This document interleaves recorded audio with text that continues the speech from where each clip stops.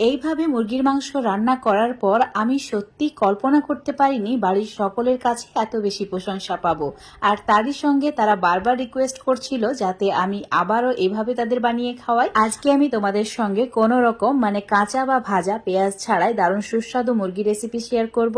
আর এটা একবার খাওয়ার পর তোমরাও এটার প্রেমে পড়ে যাবে, এতটাই সুস্বাদু হয়। তো মুরগির মাংস রান্না করার জন্য প্রধান ইনগ্রিডিয়েন্টস হিসাবে লাগবে টমেটো। এখানে প্রায় 300 গ্রাম মতো ছোট সাইজের টমেটো আছে, ভালো করে পরিষ্কার করে নেওয়ার পর এভাবে কেটে নিয়েছি। এবার চুলার উপর একটা কড়াই নিয়েছি, কড়াইয়ে দিয়ে দিলাম পরিমাণ মতো তেল, রান্না করতে যতটুকু তেল প্রয়োজন রেগুলার যে তেল ব্যবহার করো সেটাই নেবে। তেল গরম হলে ভালো করে পরিষ্কার করে ধুয়ে রাখা আর একটু বড় বড় টুকরো করে কেটে নেওয়া মুরগির মাংসগুলো অ্যাড করে দিতে হবে।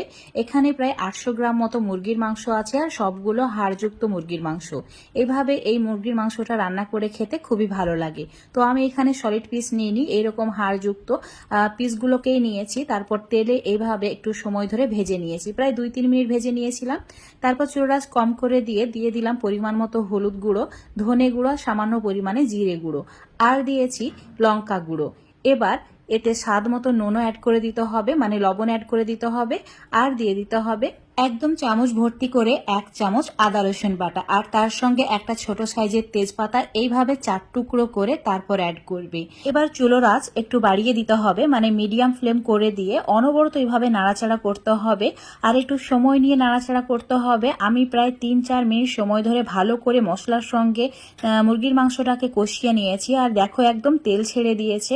আর যখন এইভাবে কড়াই একদম লাগা লাগা হয়ে যাবে, লেগে আসবে, তখন অ্যাড করে দিতে হবে যে টমেটোগুলো আমরা কেটে রেখেছিলাম সেগুলো ঠিক এইভাবেই অ্যাড করবে। টমেটোগুলো দেখো আমি উল্টো করে তারপর অ্যাড করছি, একদম ডাইরেক্ট টমেটোগুলো দেবে না। তো এইভাবে উল্টে উল্টে টমেটোগুলোকে সাজিয়ে নিতে হবে। আর এখানে যেহেতু আমরা কোনো পেঁয়াজ ব্যবহার করছি না, টমেটো দিয়ে খুব সুন্দর একটা গ্রেভি তৈরি হবে। আর একবার এইভাবে রান্না করে খেয়ে দেখবে, শুধুমাত্র টমেটো দিয়ে এত ভালো লাগে যে রুটি ভাত যেটার সাথেই খাবে সেটার সাথেই জমে যাবে। এইভাবে ঢাকা দিয়ে 5 মিনিট রেখে দিয়েছিলাম লো ফ্লেমে। টমেটোগুলো খুব ভালোভাবে সেদ্ধ হয়ে গেছে আর টমেটোর ভেতর থেকে জলটাও বেরিয়ে গেছে। তো এবার একটা চিমটে বা যে কোনো চামচ দিয়ে টমেটোর যে খোসাটা সেটাকে ফেলে দিতে হবে। তো সবগুলো আমি ফেলে দিয়েছি দেখো। এবার এইভাবে একটু নাড়াচাড়া করে ভালো করে টমেটোটাকে মিশিয়ে নিতে হবে, টমেটোর যে গ্রেভিটা সেটা দিয়ে মাংসটাকে এবার কষিয়ে নিতে হবে। চুলোর আঁচ একদম কম করে দিয়েই রান্নাটি কমপ্লিট করে নিতে হবে। তো 1-2 মিনিট অনবরত নাড়াচাড়া করে খুব ভালো করে কষিয়ে নিয়েছি। আর দেখো তেল ছেড়ে দিয়েছে, তখন আমি অ্যাড করে দিয়েছি 3 চামচ মতো টক দই। যদি তোমরা টক দই দিতে না চাও বা না থাকে তাহলে দুধের মধ্যে আগে থেকে জাল করা ঠান্ডা দুধের মধ্যে অল্প একটু লেবুর রস মিশিয়ে সেটা অ্যাড করতে পারো, সেটা দিলেও খুব ভালো লাগে খেতে। এবার খুব ভালো করে আবারও কষিয়ে কষিয়ে রান্নাটি করে নিতে হবে, সম্পূর্ণ রান্না অল্প আঁচে এইভাবে কষিয়েই করতে হবে, তাহলে খেতে খুবই সুস্বাদু হবে। দেখো তেল ছেড়ে দিয়েছে, একদম গ্রেভিটা ঘন হয়ে গেছে। তো এই পর্যায়ে অ্যাড করে দেব সামান্য পরিমাণে গোলমরিচ গুঁড়ো, আর অ্যাড করে দিতে হবে কাশ্মীরি লঙ্কার গুঁড়ো, আর দিতে হবে গরম মশলা। তোমরা চাইলে এলাচ, দারচিনি আর লবঙ্গ থেতো করেও দিতে পারো। ভালো করে আবারও একটু সময় নিয়ে মিশিয়ে নিতে হবে।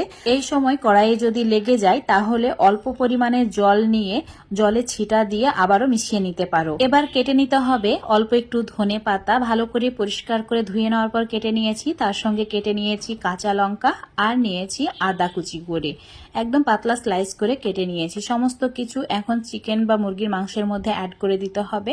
রান্নাটির শেষে এই 3টি উপকরণ অবশ্যই অ্যাড করার চেষ্টা করবে। আর এই 3টি উপকরণ অ্যাড করার ফলে রুটি পরোটা যেটার সাথেই খাও না কেন একদম ফাটাফাটি জমে যায়, আমার খুবই ভালো লাগে। আর যদি তোমাদের গ্রেভিটা খুবই কম মনে হয় বা কড়াইয়ে লেগে লেগে যায় তাহলে অল্প একটু জল অ্যাড করে আবারও চুলার আঁচটা বাড়িয়ে দিয়ে এইভাবে একটু নাড়াচাড়া করে নিতে পারো।